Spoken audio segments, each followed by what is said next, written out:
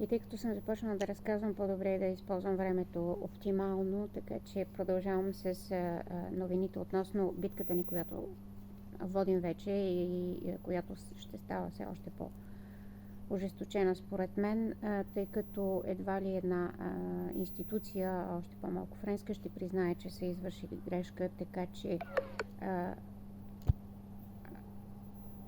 новините мисля, че ще следват доста по-зачестено.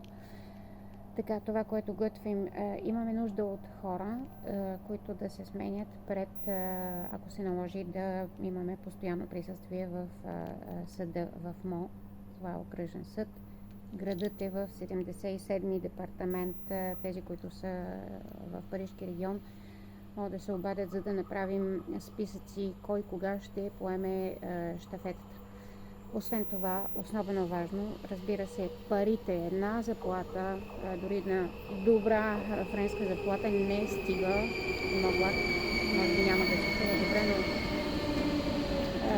една средна френска заплата не стига, за да се поемат разходите по една такава битка. Така че ще отворим кампания за дарение и моля без спекулации. Няма неплатен обяд, безплатен обяд, исках да кажа, няма такива работи, така че да се престанат с спекулациите. Федерацията на българските културни общности е легитимно регистрирана организация в защита на правата и интересите на българите в чужбина. Ние имаме малко дарения и се издържаме от членския внос. И най-вече от доброволните вложения на всеки един, който е саможертвал време, семейство, усилия, знания и така нататък. И пари, и най-вече пари. Случвало ни се хората, които са се борили за правата на българите, да дават и даряват по цели заплати няколко месеца наред, за да можем да оцелеем. И за да можем да постигнем това, за което се борим. Така че без пари в този живот няма как да се оцелява. Ще направим кампания за дарение, сметката ще бъде обявена и това ще са разходи, които са необходими за адвокати, за храна, за подаръци на децата, за създаване на необходимия комфорт на децата и изобщо за дори, ако искате, за по едно кафе на хората, които ще седят пред съда, за да може да се устои на гражданския натиск и френското правосъдие и най-вече институции да разберат, че с българите шега не бива. Ние няма да оставим децата си на гей семейства, защото вече има такива. След осиновяване на едно малко момченце от гей семейство, това детенце е било изнасилено. До там ли трябва да чакаме да стигнем, за да се обединим и да започнем да защитаваме децата си? Аз мисля, че тия, които кресловците и особено продажните учители, особено във висшия ешелон, академици, които защитават някакви измислени права, защото в България няма нарушаване на правата на каквито и да е прослойки. Обществото ни е достатъчно толерантно към всякакво различие. И подхващането на разни остарели и увехтели теми, особено по отношение на сексуални и мераци изяви, просто са небивалици и не трябва да повече да се подаваме на тия провокации. Българските официални официози като медии, ми засрамете се малко, защото сте много елементарни, когато ви слушаме, нали.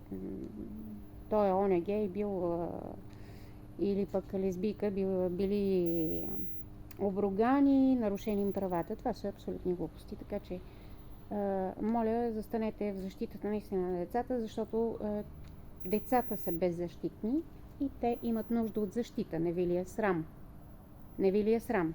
Ако бяха вече навършили пълнолетие, те са възрастни, защо годе вече съзряло съзнание. На едно детенце на 13 години, на 9 години, на 5 години, както има във Франция, на 5 години им се поставя въпроса: искаш ли да бъдеш момиченце или момченце? Така че има за какво много да се говори. Злоупотребите с децата са неимоверни. Има данни специално за социалната грижа и защита на децата. Така че просто питайте хора, които имат опит и информация за тая побъркана система, която глобалистите се опитват и евроатлантиците, нали, с някакви незнайни ценности, дето още никой не знае какво значи евроатлантическа ценност и европейска ценност. Аз с години наред съм живея тук, вече повече от 20 години, така и не разбрах какво значи европейска ценност. Да се върнем на думата си, ще подемем кампания. Не искам, надявам се, хората да са разумни и да отхвърляме сами провокаторите и бездушните същества, които може би ще се опитат за пореден път да спрат връщането на 2 български деца в тяхното семейство.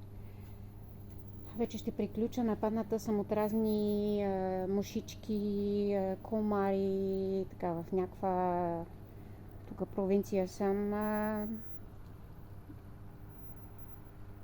И вече спирам, защото след малко ще ми дойде влака да се прибера.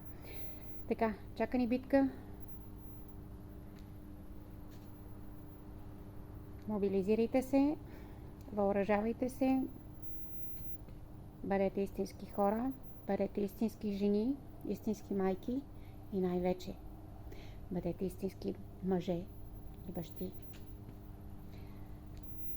Защото нещо в последно време мъжете ги няма никакви. А пък депутатите и кандидат-политиците. Един мегдан прекрасен да се докажете за изборите, които предстоят. Чакам ви в Париж. 8 септември. Французи и българи заедно и може би ще сме от цяла Европа. Семейства, които са на дреджето и в състоянието, което са днешното българско семейство с отнети деца. 2 български дечица на 7 и 10 години са настанени в арабски семейства. Те нито могат да научат български вече, нито могат да ходят да играят български хора, нито могат да бъдат записани на българско училище дори. Така че битката огромна, невероятна. Престанете с цирковете, депутати. Омръзнани. И скоро май ще трябва да вземем властта в наши ръце. Пряка демокрация, а?